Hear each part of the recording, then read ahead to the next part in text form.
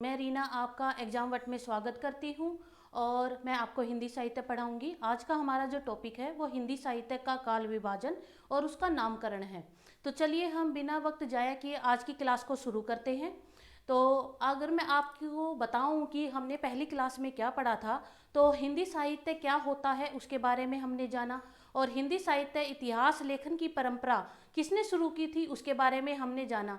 विभिन्न लेखकों ने और कवियों ने हिंदी साहित्य का काल विभाजन करते हुए कौन कौन सी पद्धतियों को अपनाया है और उन्होंने क्या क्या योगदान दिया उनके बारे में भी हमने कल की क्लास में बताया था। तो हम बताते हैं कि जो हमारी हिंदी साहित्य का इतिहास लेखन है उसको लिखते हुए 4 पद्धतियों का प्रयोग किया गया था और उसमें अलग अलग लेखकों ने अलग अलग विधियों का प्रयोग करते हुए अपना योगदान दिया था। तो हम आगे के बारे में अगर हम जानें तो जैसे कि हजारी प्रसाद द्विवेदी है, अब उनके बारे में हम पढ़ते हैं।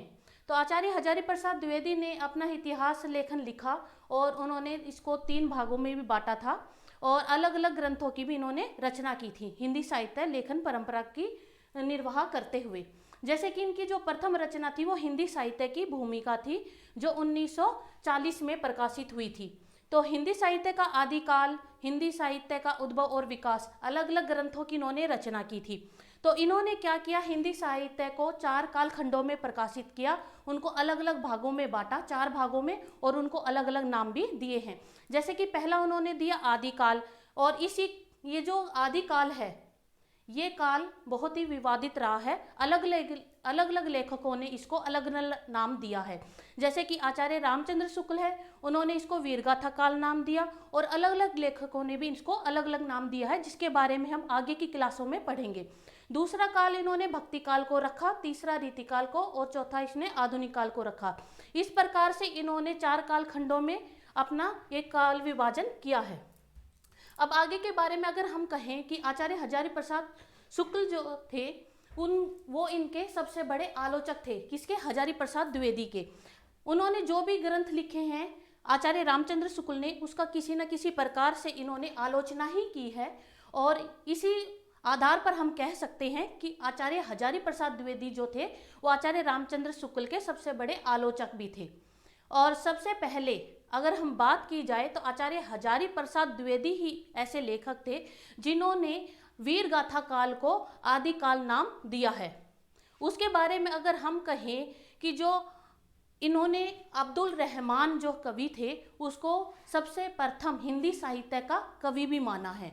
और इसके बारे में हम आगे और पढ़ें तो गणपति चंद्र गुप्त आते हैं जिन्होंने हिंदी साहित्य लेखन परंपरा में अपना योगदान दिया। इन्होंने भी हिंदी साहित्य का वैज्ञानिक इतिहास नाम से एक ग्रंथ लिखा जो 1965 में प्रकाशित हुआ था। इन्होंने अपने जो आधार ग्रंथ जिसको माना इतिहास लेखन ग्रंथ लिखने में, उसने आचार्य हजारी प्रसाद द्विवेदी का जो ग्रंथ था उसको माना है। और अगर हम कहें तो आचार्य रामचंद्र शुक्ल ने जो ग्रंथ लिखा उसमें थोड़ा बहुत ही परिवर्तन किया और इस ग्रंथ को लिखने का प्रयास भी किया है। जैसे कि आचार्य रामचंद्र शुक्ल थे, उन्होंने इतिहास लेखन को 4 काल खंडों में विभाजित किया, उसी प्रकार से गणपति चंद्र गुप्त ने भी 4 काल खंडों में इसको प्रकाशित किया, इसको बांटा, उसका अलग अलग नामकरण किया। जो वीरगाथा काल था, वीर गाथा काल, उस काल को इन्होंने प्रारंभिक काल या शून्य काल कहा है, यानी कि शुरू का काल इन्होंने बताया है। उसी प्रकार से इन्होंने अलग अलग नाम दिए, जैसे कि पूर्व मध्यकाल, उत्तर मध्यकाल और आधुनिक काल। इस प्रकार से इन्होंने काल विभाजन किया है। गणपति चंद्र गुप्त ने जैन कवि शालिभद्र सूरि को हिंदी का प्रथम कवि माना है। अलग अलग कवियों ने अपने अनुसार हिंदी साहित्य के प्रथम लेखक माने हैं, जिनके बारे में भी हम अगली क्लासों में पढ़ेंगे। उसके बाद आते हैं डॉक्टर नगेंद्र। डॉक्टर नगेंद्र ने भी हिंदी साहित्य के काल विभाजन में अपना योगदान दिया। उन्होंने एक ग्रंथ का प्रकाशन किया और हिंदी साहित्य इतिहास के नाम से किया, जो 1973 में प्रकाशित हुए था। इन्होंने भी 4 काल खंडों में हिंदी साहित्य के इतिहास को बांटा है, जैसे कि आदिकाल, भक्तिकाल, रीतिकाल और आधुनिक काल। यही इन्होंने क्या किया है, थोड़ा बहुत समय में परिवर्तन कर दिया, उसके नाम में परिवर्तन कर दिया, लेकिन वही आधार इन्होंने भी माना है। उस प्रकार से अगर हम देखें कि जो हमारा आधुनिक काल था उसको फिर से 4 उपभागों में इन्होंने प्रकाशित किया। जैसे कि भारतेंदु युग, इस युग के जो प्रवर्तक थे वो भारतेंदु जी थे और उन्होंने जिस प्रकार से कार्य किया उसी आधार पर इस काल को भारतेंदु युग की संज्ञा दी गई, उन्हीं के आधार बनाकर ही रखा है।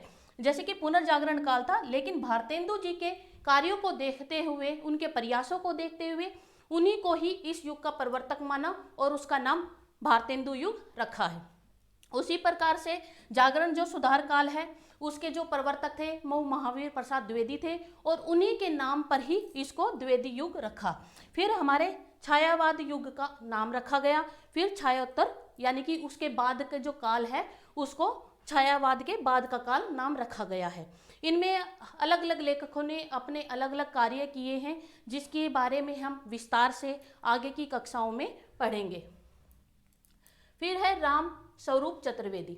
राम स्वरूप चतुर्वेदी ने भी हिंदी साहित्य लेखन में अपना योगदान दिया और उन्होंने अपने ग्रंथ का प्रकाशन किया जो हिंदी साहित्य और संवेदना के इतिहास नाम से जाना जाता है।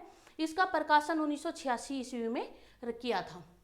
इन्होंने कई प्रकार के व्यास सम्मान पुरस्कार जो है प्राप्त किए हैं अपने जीवनियों को, अपनी रचनाओं को और हिंदी साहित्य में जो इन्होंने योगदान दिया है उसके आधार पर इनको कई प्रकार के पुरस्कार भी प्राप्त हुए हैं।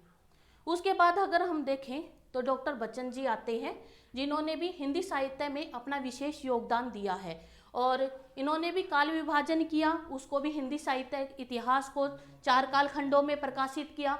जैसे कि अपभ्रंश काल, ये अपभ्रंश काल जो है ये हमारा वीरगाथा काल है जिसको इन्होंने अपभ्रंश काल की संज्ञा दी। उसी प्रकार से भक्ति काल, रीति काल और आधुनिक काल आते हैं।